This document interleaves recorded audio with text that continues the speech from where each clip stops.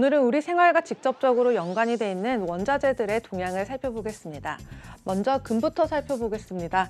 최근 파월 의장은 가상화폐의 변동성과 위험성에 대해서 이 달러보다는 금의 대체품에 가까울 것이라는 부정적인 입장을 밝혔는데요.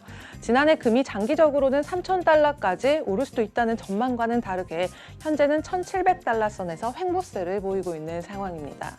이렇게 실질 금리가 오르는 분위기인 만큼 당분간은 이러한 하방 압력이 지속될 것으로 보이고 있습니다. 그리고 비트코인은 유동성의 한계도 고려해야 하고요. 또 NFT나 디파이 또한 기술적인 완성도에 있어서 아직 해결해야 될 난제들이 많다는 것 또한 함께 염두에 두시면 좋을 것 같습니다. 네, 다음은 은입니다.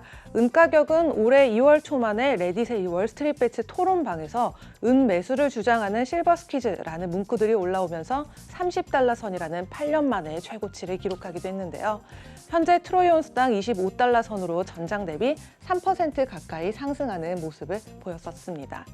네, 이에 FX 엠파이어의 블라드미르 제르노프는 은에 대해서 지지선과 저항선 모두 적극적으로 테스트했지만 은에 대한 모멘텀을 보진 못했다고 밝혔고요. 또 SK 딕시 차팅의 쿠마르 딕시 또한 이 은에 대해서 지난주에 이미 최저치인 25.4달러 선을 넘어갔고 이렇게 쭉 약세를 유지하고 있다고 전했습니다. 그리고 인베스인닷컴의 기술적 전망에서도요, 이 지지선과 저항선 사이의 피봇 포인트 25달러 선으로 보고 있고요. 약세 확장에 대한 우려스러운 의견을 밝혔습니다. 네, 다음은 백금입니다. 수소 연료 전지와 자동차, 배기가스 저감하는 이 촉매제로 사용되고 있고 주요 생산국은 남아프리카 공화국 그리고 러시아죠. 이런 백금은 이 작년에 코로나19 영향 때문에 18년 만에 최저 가격인 560달러대까지 떨어졌지만요. 2021년에는 6년 만에 최고치를 기록했고 현재는 이 숨고르기를 하면서 온스당 1,170달러대 약세에 머무르고 있는 상황입니다. 그리고 수소차 한 대에 사용하는 이 백금 전극 부분 가격이 최대 1,800달러, 그러니까 우리 돈으로 200만 원대가 넘어가고 있는 상황이기 때문에 백금 촉매를 대체할 수 있는 방안이 필요한 상황입니다.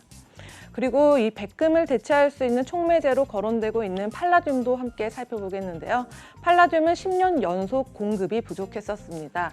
그리고 현재 가격대를 보면 이 트로이 온스당 2,600달러대로 지난해 2월 말에 최고치였던 2,744달러대에 근접하고 있는 상황입니다.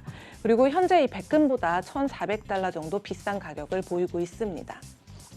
네, 다음은 곡물 원자재도 살펴보겠습니다. 사실 이 올해와 내년에 경기 회복에 따라서 원자재 수요에 힘이 실릴 수는 있지만 그래도 단기적인 이런 수급 불균형이 해상된다면 가격 상승도 끝날 수가 있다는 의견들도 있는데요. 이 옥수수는 주요 곡물들 가운데서도 가장 상승폭이 크다는 것을 볼 수가 있습니다.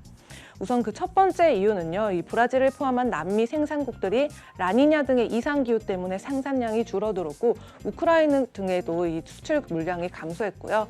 또 최대 생산지인 미국의 재고도 함께 줄어들었지만 그래도 중국의 수입은 꾸준히 증가하고 있기 때문입니다. 그리고 또 수확과 물류에도 차질이 발생했었기 때문이죠. 그래서 가격대를 보면요, 1년 전보다 61% 이상 급등을 했고요. 우리나라에서도 이 수많은 가공식품들에 들어가는 재료인 만큼 장바구니와 직접적인 연관이 있기 때문에 그 추이를 계속해서 지켜보면 좋을 것 같습니다. 그리고 밀 소맥도 이 미국의 한파, 또 러시아의 곡물 수출세 인상 때문에 상승세가 이어지고 있는데요. 현재 우리나라의 밀가루 가격은 주요 10개 국가 중에서 7번째로 낮은 상황이고요. 다행히 아직은 가격 동결이 이뤄지고는 있지만 가격 인상의 압박을 받고 있습니다. 그래서 이 소맥의 가격대를 보면 부셸당 675센트대로요. 지난 2014년 이후 최고치를 기록하고 있는 상황인데요. 우리나라 제분 업계에서는 밀의 95%를 수입에 의존하고 있는 만큼 소맥의 추이도 함께 지켜보면 좋을 것 같습니다. 지금까지 글로벌 금융시장 신쿵 브리핑 펄스였습니다.